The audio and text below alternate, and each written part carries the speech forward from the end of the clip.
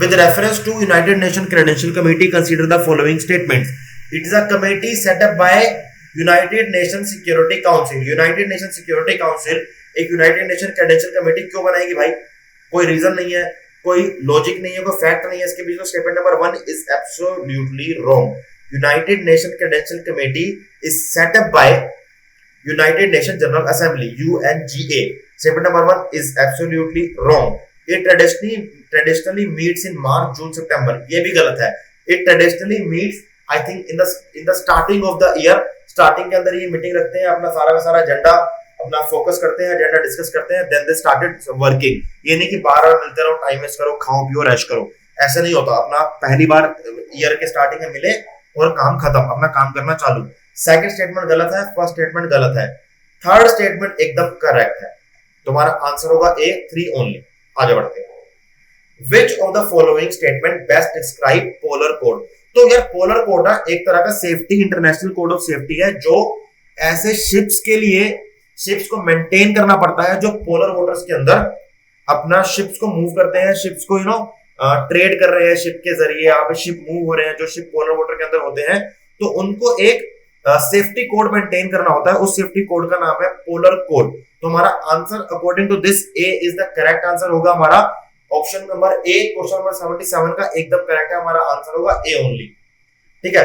So polar code is a international code for ships operating in polar waters.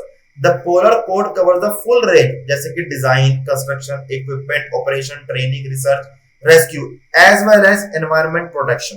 तो इन सब को लेके कोड बनाया गया है for those ships who are operating in polar waters, and they have to maintain some safety code, international code of safety, and that code is known as polar code. Our answer is A. It is the international code of safety for ships operating in polar waters. Answer हमारा होगा A. आगे बढ़ते हैं. With reference to United Nations General Assembly, consider the following statement. बताओ, UNGA से 2 question आ गए इस बार. आगे बढ़ेंगे जी. Statement number 1, United Nations General Assembly can grant observer status to the non-member states. Correct. Second, intergovernmental organization can seek observer status in the UN General Assembly. बिल्कुल ठीक है. Third, permanent observer in the United Nations General Assembly can maintain missions at the UN headquarters. तीनों ठीक है. अगर आप United nation की site पे जाके पढ़ोगे ना, यूनाइटेड नेशन जनरल असेंबली के फंक्शंस या उसके फीचर्स तीनों एग्जैक्ट लिखे हुए हैं. आंसर है हमारा D, 1, 2 एंड 3. बहुत ही सिंपल क्वेश्चन है, लेकिन सिंपल तब है जब आपने यूनाइटेड नेशन जनरल असेंबली के बारे में पढ़ाई करी है. उसके बिना कुछ सिंपल नहीं है, पढ़ाई करनी पड़ेगी. यूपीएससी का एग्जाम है ये वाला. आगे बढ़ते हैं. With reference to tea board in India, consider the following statements. ठीक है भाई. Statement number 1, the tea board is a statutory authority. एकदम करेक्ट है. टी एक्ट 1953 के अंडर बनी है ये. और if any authority derives its powers and authorities from any particular act, so it means that authority is a statutory body. Statement number 1 correct है. Second, it is regulated by Ministry of Agriculture and Farmer Welfare. Wrong statement है. ठीक है. आगे बढ़ेंगे. Third statement है, the tea board head office is situated in Bengaluru. ये गलत है. जो टी ऑफ हमारा जो हेडक्वार्टर है टी बोर्ड का, वो हमारा आता है कोलकाता में, बेंगलुरु में नहीं आता. ठीक है.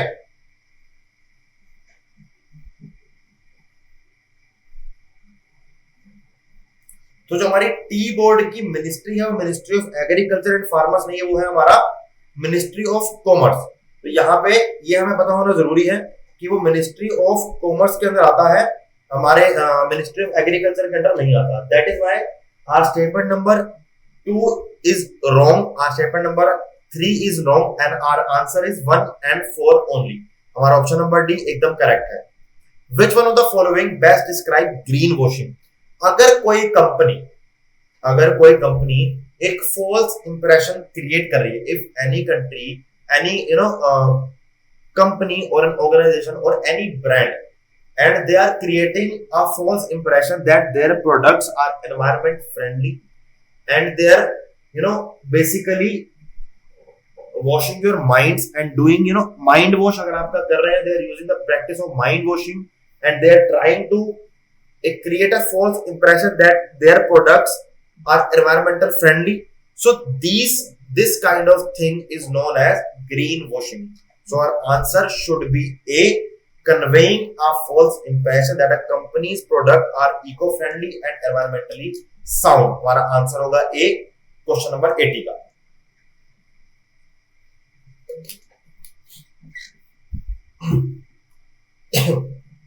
हमारा क्वेश्चन नंबर 81 है. Consider the following statements. High clouds primarily reflect solar radiation and cool the surface of earth. अगर हमने क्लाउड थिनिंग के बारे में पढ़ा था. क्लाउड थिनिंग के बारे में पढ़ते हुए हमने क्लास में ये पढ़ा था कि भाई क्लाउड थिनिंग के अंदर हमें क्लाउड्स को थिन करना है.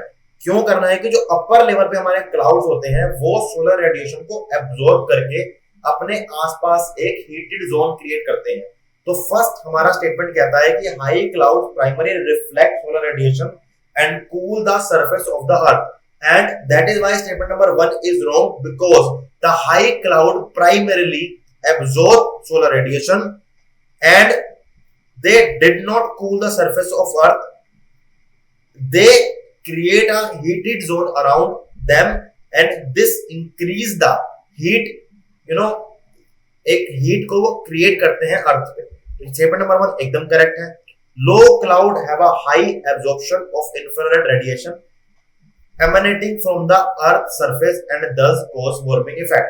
लो क्लाउड जो हमारे अर्थ पे होते हैं वो इंफ्रारेड रेडिएशन जो कि अर्थ से निकलती है उनके लिए उनको एब्जॉर्ब नहीं करते हैं, उनको इजीली पास होने देते हैं कि आप स्पेस में जाओ और कम से कम गर्मी हो. तो दोनों स्टेटमेंट गलत हैं. स्टेटमेंट नंबर हमारा 1 and 2 they both are wrong. Answer होगा neither 1 nor 2. So low clouds are often quite thick and reflects lot of sunlight back to space.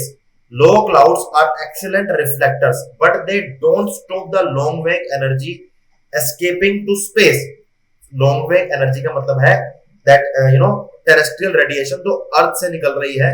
Therefore low clouds help to cool the earth, not warm the earth. तो हमारा यहाँ पे answer होगा D, neither 1 nor 2. Question number 82 है हमारा. Consider the following statements. BDBD is a large refugee settlement in northwestern Kenya. Some people who fled from South Sudan civil war live in BDBD. Some people who fled from civil war in Somalia live in Dadaab refugee complex in Kenya. तो हमने ये question हमारा current affair से है और places in news से है. मैंने कई बार आपको कहा था कि प्लेसेस इन न्यूज को जरूर पढ़िएगा. प्लेसेस उन न्यूज को पढ़ना बहुत जरूरी है. तो यहाँ पे स्टेटमेंट नंबर 1 में लिखा गया है कि बीडीबीडी एक लार्ज रिफ्यूजी सेटलमेंट है नॉर्थ वेस्ट केनिया में. लेकिन बीडीबीडी एक रिफ्यूजी सेटलमेंट है, ये गलत नहीं है, लेकिन वो केनिया में नहीं है, वो है युगांडा में. तो इसीलिए हमारा स्टेटमेंट नंबर 1 यहाँ पे गलत हो जाता है. ये है हमारी नॉर्थ वेस्टर्न युगांडा, केनिया में नहीं है. स्टेटमेंट नंबर 1 हमारा गलत है, तो ए गलत हो गया हमारा. ए को हम एलिमिनेट कर देंगे. आगे बढ़ते हैं. Some people who fled from South Sudan civil war live in Bidibidi, ये एकदम करेक्ट स्टेटमेंट है. सेकंड स्टेटमेंट गलत है हमारा. कुछ जो हमारे साउथ सुडान के सिविल वॉर में देखने को मिली थी उससे भाग के वो बीडीबीडी के अंदर सेटल हुए हैं एज अ रिफ्यूजी कैंप के अंदर. तो काफी बड़ी मात्रा में, काफी बड़े एक नंबर के अंदर काफी लोग आके बीडीबीडी जो कि युगांडा में सेटल हुए थे. स्टेटमेंट नंबर 2 करेक्ट है. और हम अगर देखते हैं तो हम स्टेटमेंट नंबर 2 अगर हमारा करेक्ट है तो यहाँ पे हमारा या तो ठीक होगा आंसर बी या फिर सी. तो some people who fled from civil war in Somalia live in Dadaab refugee complex in Kenya. तो आइए चेक करते हैं. Dadaab complex, Dabat camps were established 30 years ago to accommodate Somalis fleeing their country's civil war. So statement number C, 2 and 3 are absolutely correct. हमारा answer होगा C, 2 and 3 only. आगे बढ़ते हैं. Consider the following countries: Armenia, Azerbaijan, Croatia, Romania, Uzbekistan. इसमें से हमें ये बताना है कि which of the above are members of Organization of Turkic States. Turkic States Organization एक है जिसमें कुछ टर्की के आसपास के स्टेट हैं. ऐसे स्टेट है टर्की से हमारे आसपास में रहते हैं कुछ स्टेट्स की ऑर्गेनाइजेशन है, तो आइए पहले एक्सप्लेनेशन पढ़ते हैं। The organisation of Turkic state formerly called Turkic council और the corporation council of Turkic speaking states is an international organization comprising prominent independent Turkic countries, that is Azerbaijan, Kazakhstan, Kyrgyzstan, Turkey and Uzbekistan। तो यहाँ पे अगर हम देखते हैं तो according to this explanation our answer should be C 2 and 5। Azerbaijan और Uzbekistan आएगा हमारे आंसर में। अर्मेनिया, क्रोशिया, रोमानिया ये नहीं आएगा टर्की कंट्री में। तुम्हारा आंसर होगा C 2 and 5 only. Question number 85 है हमारा, 84 है हमारा। Consider the following statements। Gujarat has largest solar park in India। गलत है, आंसर है राजस्थान। ठीक है, आगे बढ़ते हैं। Kerala has a fully solar powered international airport। So yes, Cochin International Airport is the world's first airport which is running, completely running by solar power। Second statement ठीक है, फर्स्ट गलत है। ठीक है जी, आगे बढ़ते हैं। Goa has a largest floating solar photovoltaic project in India. Statement number third कहीं पे भी मुझे ठीक नहीं मिली है, तो इसीलिए स्टेटमेंट नंबर सेकंड यहाँ पे करेक्ट है। हमारा आंसर होगा बी 2 ओनली। आगे बढ़ते हैं। With reference to United Nation convention, with reference to United Nation convention on the law of sea, consider the following statements. देखो यार, अगर किसी ने United Nation convention on the law of sea पढ़ा है तो अलग बात है। तो तीनों स्टेटमेंट आपको पता है कि तीनों स्टेटमेंट ठीक होगी। 12 एक न्यूटिकल माइल्स तक का एक एरिया दिया गया है। उसके बाद कोई भी अगर चाहे किसी भी स्टेट का शिप है उसको एक इनोसेंट पैसेज मिलेगा जब तक कोई वो इंटरनेशनल या किसी कंट्री की पीस को इंटरप्ट नहीं कर रहे हैं, किसी पीस को भंग नहीं कर रहे हैं, तब तक उनको सेफ पैकेज मिलेगा। थर्ड, एक exclusive economic zone 200 nautical mile के बियॉन्ड नहीं होने चाहिए। तो तीनों स्टेटमेंट करेक्ट है। लेकिन अगर किसी ने United Nation convention of law of sea पढ़ा है तो अलग बात है, अदरवाइज तो यार फिर ये क्वेश्चन सोल्व नहीं कर सकते। तो it according to me it is bit difficult then the moderate side. ये मॉडरेट नहीं यार, ये डिफिकल्ट क्वेश्चन है बच्चों के लिए। तो आगे बढ़ते हैं। देखो 85 का आंसर है D 1, 2 and 3। Which one of the following statements best reflects the issue of Senkaku Island sometimes mentioned in the news? Senkaku Island Taiwan के नॉर्थ ईस्टर्न रीजन के अंदर है। पहली बात, चाइना के अगर मैं एग्जैक्टली बोलूं तो ये ईस्टर्न साइड पे है। आप कह सकते हो कि साउथ ईस्टर्न साइड पे, साउथ ईस्टर्न साइड पे कह सकते हो, या फिर आप बोलो कि ताइवान को हम समझे तो ताइवान के नॉर्थ ईस्टर्न साइड पे है Senkaku island. And it is a disputed land between the China and Japan. तो चाइना और जापान के बीच में सेंकाकू आइलैंड को लेके काफी ज्यादा टाइम से प्रॉब्लम चल रही है। Historically it belongs to Japan but it was controlled by US till the I think 1971। But after that, Japan, got the hold over this island. But China started saying that they have the, the historical right over this island. So इस particular एक मुद्दे को लेके, particular matter को लेके दोनों के बीच में एक marine island का dispute है। तो हमारा आंसर होगा B, that China and Japan engage in maritime disputes over these islands in East China Sea। तो आपके लिए मेरा होमवर्क है, सेंकाकू आइलैंड कहां है जाके देखो। आगे बढ़ते हैं। Consider the following pairs. मुझे लगता है पूरे पेपर में the most difficult question is 87th question, जिस क्वेश्चन में ये पूछा गया है कंट्री दिया और उनको कुछ इंपॉर्टेंट रीजन दिया न्यूज में आने के लिए। भाई चारों कंट्री किसी को याद होंगी ना, मैं तो ये मान ही नहीं सकता। ये यूपीएससी ने एकदम बाउंसर फेंका कि करके दिखा दो कौन कितना रट के आया है। बोला है शेड के बारे में, setting up of permanent military base by चीन और Guinea, suspension of constitution and government by military, Lebanon severe and prolong economic depression, Tunisia suspension of parliament by president. Answer हमारा सी है कि 3 पेयर यहाँ पे ठीक दिए गए हैं। पेयर नंबर 1 मैच नहीं करता, ठीक है। पेयर नंबर बाकी एयर नंबर 1 के अलावा बाकी तीनों मैच करते हैं। और मैं आपको सही बताऊं तो ये क्वेश्चन बहुत डिफिकल्ट है। इस क्वेश्चन का आंसर मुझे लगता है कि बहुत ही कम बच्चे अटेम्प्ट भी करके आए होंगे। और बहुत ही कम बच्चों का सही भी होगा। आपकी नॉलेज के लिए एक बेसिक एक्सप्लेनेशन दी गई है, और एक्सप्लेनेशन को पढ़ लीजिएगा, और इसको समझाने का भी ना कोई मैटर नहीं आ रहा, समझ आ रहा मुझे क्यों समझाया जाए, क्योंकि दोबारा ऐसा क्वेश्चन रिपीट नहीं होगा मेरे ख्याल से। तो फिर भी आप पढ़िएगा, थोड़ी नॉलेज को इंक्रीज कीजिएगा।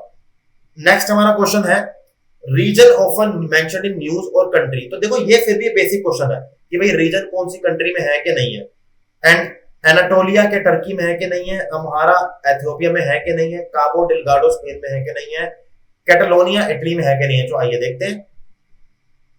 देखो एनाटोलिया टर्की में है, एकदम करेक्ट हो गया।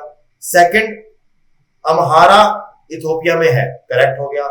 थर्ड हमारा इनकरेक्ट है क्योंकि काबो डेलगाडो हमारा मोजाम्बिक में है, ये इनकरेक्ट हो जाएगा। हमारा कैटलोनिया स्पेन में है, इटली में नहीं है, तो ये भी इनकरेक्ट हो जाएगा। तो यहाँ पे हमारे 4 में से 2 ठीक दिए हैं और 2 गलत दिए हैं। हमारा आंसर होगा बी, ओनली 2 पेयर्स। तो pair 1 pair 2 are absolutely correct, पर पेयर 3 एंड 4 दोनों गलत है। हमारा आंसर होगा बी, ओनली 2 पेयर्स। तो आइए आगे बढ़ते हैं। हमारा क्वेश्चन नंबर यहाँ पे 89 तक हम पहुंच चुके हैं। With reference to Indian laws about wildlife protection consider the following statements. Statement number 1, wildlife animals are the sole property of the government. So yet it is a right statement. आगे बढ़ते हैं। When a wild animal is declared protected, such animals is entitled to equal protection whether it is found by protected area और outside area. दोनों statement बहुत ही simple है। Environment अगर आपने अच्छे से पढ़ा है हमारे नोट्स में से, हमारी क्लासेस में से, तो दोनों के दोनों स्टेटमेंट एकदम करेक्ट है। हमारा स्टेटमेंट नंबर 3 देखो लॉजिकली रॉन्ग है, पढ़ते हैं। Apprehension of a protected wild animal become a danger to human life is sufficient ground for capture or killing. अब शेर, लायन, टाइगर, चीता, भालू, बहुत सारे ऐसे एनिमल है, मैं बोल दूंगा कि ह्यूमन लाइफ को लेके बहुत डेंजर है इनसे, तो क्या उन सबको मार दो? ऐसा नहीं होता। एक पर्टिकुलर रीजन चाहिए, या तो ऐसा कोई रीजन हो जैसे कि भाई कोई वाइल्ड एनिमल एक ह्यूमन लाइफ को लेके एक ऐसा एक रीजन बन गया है, किसी पर्टिकुलर वाइल्ड एनिमल को, वाइल्ड एनिमल मानो कि एक हैबिटेट एरिया के अंदर आ गया जहां किसी गांव में आ गया है, तो कोई रीजन नहीं बचा, कोई सॉल्यूशन नहीं है इसके अलावा कि यार इसको मारना पड़ेगा या फिर इसको पकड़ के बंद करना पड़ेगा तो ही काम सोल्व होगा। तो chief wild life warden of the state he is a competent authority, वो अलाउ करेगा कैप्चर करने के लिए, किल करने के लिए। लेकिन सिर्फ ये बोलना कि that animal is could be endanger to human life, तो उसको मार दो या कैप्चर कर लो, भाई ये ग्राउंड नहीं है। तो इसलिए स्टेटमेंट नंबर 3 गलत है। हमारा आंसर होगा ए, 1 and 2 only. Question number 90, certain species of which one of the following organisms are well known as cultivators of fungi? Answer है ए, ant। ठीक है, आगे बढ़ते हैं। Consider the following pairs. कुछ अशोका के एडिक्ट्स दिए हैं, कुछ मेजर रोग एडिक्ट्स दिए हैं। धौली दिया है, इरागुडी दिया है, जाओगड़ा दिया है, कलसी दिया है। तो धौली उड़ीसा में है, ये करेक्ट है। अरागुड़ी आंध्र प्रदेश में है, ये भी करेक्ट है। जाओगड़ा और कलसी मुझे भी डाउट है, तो आइए आंसर देखते हैं। जाओगड़ा है हमारा उड़ीसा में, कलसी है उत्तराखंड में। तो पेयर 1 and 2 करेक्ट है। हमारा आंसर होगा बी, ओनली 2 पेयर्स। तो आइए आगे बढ़ते हैं। कंसीडर द फॉलोइंग डायनेस्टीज, उनके किंग और डायनेस्टी दिए गए हैं। सो यहाँ पे क्या नन्नू का चंडेला डायनेस्टी से है? एकदम करेक्ट है। जया शक्ति परमार डायनेस्टी से है, ये गलत है। नागभट्टा 2 गुजरात गुजर प्रतिहारा से, एकदम करेक्ट है। तो 1 and 3 करेक्ट है। भोजा राष्ट्रकूटा से एकदम गलत है। आइए आगे देखते हैं answer. Pair 1 correctly matched, Chandelas और Bundelkhand. Pair 2 incorrectly matched, Jaya Shakti भी चंडेला डायनेस्टी से है। पेयर 3 करेक्टली मैच, प्रतिहार गुजर प्रतिहार डायनेस्टी से है हमारे ये जो क्या नाम है इनका, नाम है ना नागभट्टा 2। बात करते हैं हम भोजा की। भोजा के राष्ट्रकूटा से है। भोजा राष्ट्रकूटा से क्यों होगा? भोजा होगा प्रतिहार डायनेस्टी से। तो यहाँ पे हमारा आंसर हो जाता है only 2 pair and answer should B only 2 pair. आगे बढ़ते हैं। Question number 93, which one of the following statements about Sangam literature in ancient South India is correct? Sangam poems are devoid of any reference to material culture. The social classification of Varnas were known as Sangam was known to Sangam poets. Correct. B statement एकदम correct है, लेकिन संगम literature से question कभी भी आएगा वो difficult होगा, क्योंकि संगम लिटरेचर बच्चों को समझ ही नहीं आती है। Not only who are preparing for UPSC exam और who are giving UPSC prelims, even I have met various history optional students, उनको भी संगम लिटरेचर में ऐसे डिफिकल्ट टॉपिक के अंदर बहुत प्रॉब्लम फेस होती है। तो इस क्वेश्चन को हम डिफिकल्ट मानेंगे। अगर आपने क्वेश्चन अटेम्प्ट नहीं भी किया है तो कोई बात नहीं बच्चों, आंसर है B, the social classification of varna was known to Sangam poets, तो एकदम करेक्ट आंसर है। तो आगे बढ़ते हैं।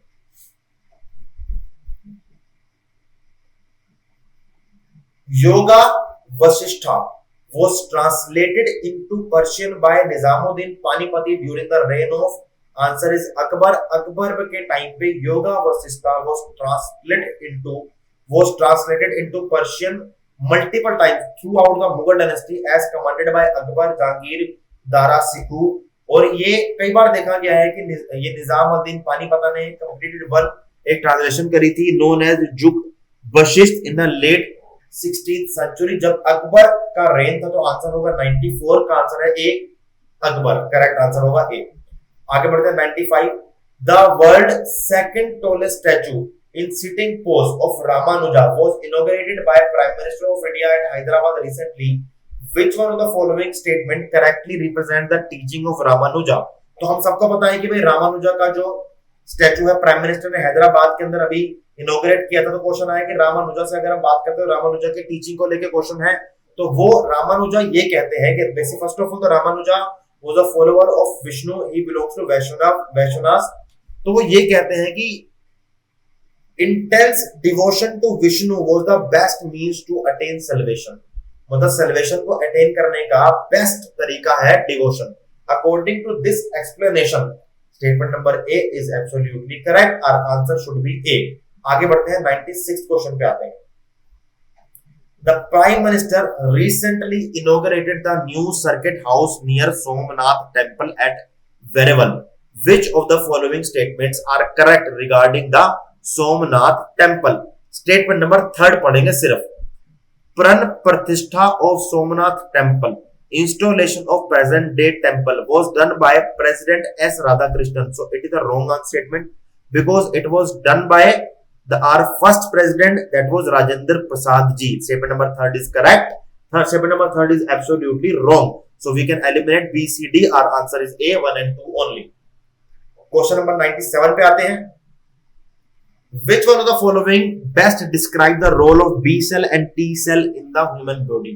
So B cell and T cell protect the body from the diseases caused by pathogens. So what are the pathogens? Pathogens are the biological agents which cause diseases in human body। और pathogen के अंदर ही bacteria, fungi या बाकी और 2-3 हमारे जो biological agents हैं वो आते हैं। लेकिन pathogen is a broad category. So एक ऐसे बायोलॉजिकल एजेंट होते हैं जो ह्यूमन बॉडी के अंदर डिजीजेस कॉज करते हैं। हमारा आंसर होगा D, that B cell and T cell in human body, they protect the body from the disease caused by pathogens। तो आगे बढ़ते हैं। क्वेश्चन नंबर 98 है हमारा। Consider the following statements. Other than those made by humans, nanoparticle do not exist in nature. बहुत ही गलत statement है। हमने ज्योग्राफी में एनवायरनमेंट के अंदर हमने अगर वोल्केनिज्म का चैप्टर पढ़ा है तो हमें हमेशा देखने को मिलता है कि जो मैग्मा या वोल्केनोज निकलते हैं, नेचुरल वोल्केनोज निकलते हैं, उनके जो छोटे छोटे पार्ट को हम नैनो पार्टिकल की तरह मानते हैं। ठीक है, तो नैनो पार्टिकल नेचुरली एग्जिस्ट नहीं करते, ये एक गलत स्टेटमेंट है। That is statement number 1 is absolutely wrong. First statement गलत है, हमने ए और सी को एलिमिनेट कर दिया। सेकंड कहता है nano particle of some metallic oxides are used in the manufacture of some cosmetic. It is one of the major concern going on around the world कि कॉस्मेटिक इंडस्ट्री के अंदर नैनो पार्टिकल्स को use किया जाता है, which is very very harmful for the environment, for the oceanic ecosystem. Second statement एकदम correct है। अगर सेकंड स्टेटमेंट करेक्ट है तो मेरा आंसर होगा डी, 2 and 3 ओनली। तो आइए आगे बढ़ते हैं। क्वेश्चन नंबर 90, हम 9 पे आ चुके हैं। Consider the following statement. DNA bar coding, DNA bar coding एक तरीका है, पढ़ते हैं स्टेटमेंट 1 2 3 कौन सा इसको करेक्टली डिफाइन करती है। Assess the age of a plant और एनिमल, एक प्लांट को और एनिमल की एज को एक्सेस करने का हमारे पास तरीका है कार्बन डेटिंग, ठीक है। Scientist radio active isotope of carbon का यूज कर, जिसको हम कार्बन डेटिंग भी बोलते हैं। तो स्टेटमेंट नंबर 1 यहां पे गलत है, ए और सी एलिमिनेट हो जाएगा। डीएनए बार कोडिंग से yes we can distinguish among species that look alike, correct. Second एकदम करेक्ट स्टेटमेंट है, और अगर सेकंड स्टेटमेंट करेक्ट है हमारा आंसर होगा D 2 and 3 only. Third statement एकदम करेक्ट है, आइडेंटिफाई अनडिजायरेबल एनिमल और plant material in processed food. एक आइडेंटिफिकेशन करने के लिए ऐसे एनिमल को जो हमारे अनडिजायरेबल हैं या फिर प्लांट मटेरियल को पता नहीं लग रहा है कि इनका बेसिक हिस्टोरिकल बैकग्राउंड क्या होगा, तो उनका डीएनए चेक करके पता कर सकते हैं कि वो किस फैमिली से बिलोंग करते हैं। तो हमारा आंसर होगा डी 2 and 3 ओनली। आगे बढ़ते हैं। कंसीडर द फॉलोइंग, 4 गैसेस दिए हैं, बहुत ही आसान क्वेश्चन था। यूपीएससी ने ये अच्छा किया है कि बच्चों को लास्ट क्वेश्चन आसान दिया है कि चलो खुशी खुशी आंसर देके जाना, लेकिन बेटा अगर ये क्वेश्चन गलत किया है ना तो बहुत दिक्कत थी पूरी की पूरी आपकी प्रिपरेशन में। गैसेस दिए 4, carbon monoxide, nitrogen oxide, ozone, sulphur oxide. तो हमने अपने एनवायरनमेंट के करंट अफेयर के अंदर भी एसिड रेन कवर किया था कि एसिड रेन किस किस से होती है। तो एसिड रेन हमारी होती है सल्फर डाइऑक्साइड से और नाइट्रोजन ऑक्साइड से। हमारा आंसर होगा बी 2 and 4 ओनली। तो इसी के साथ हमारे 100 क्वेश्चंस यहां पे कवर होते हैं। मैं हूं आपकी faculty Sahil Madan and I hope and I pray and I am sure कि आपका हमारे जो पूरा एक्सप्लेनेशन है उससे आपको समझ आया होगा। और इस एक्सप्लेनेशन के साथ साथ हमने आपको आंसर कीज प्रोवाइड करी है, एक बेसिक एक्सप्लेनेशन प्रोवाइड करी है, सारे क्वेश्चन प्रोवाइड करे हैं। तो आप इस वीडियो को बार बार देखिए, यूपीएससी के जो नए ट्रेंड के क्वेश्चन है उनको समझने का ट्राई कीजिए। हम और भी वीडियो के साथ आपके साथ आएंगे, आपके सामने और वीडियोस लेके आएंगे। Thank you so much, all the very best for your upcoming mains preparation. और अगर आपको लगता है कि आपने यूपीएससी प्रीलिम्स में अच्छा प्रिपरेशन करी है, एक अच्छा परफॉर्मेंस किया है, सो आप हमने मेंस की टेस्ट सीरीज भी लॉन्च करी है, हमारे से मेंस की टेस्ट सीरीज भी परचेज कर सकते हैं। Thank you so much.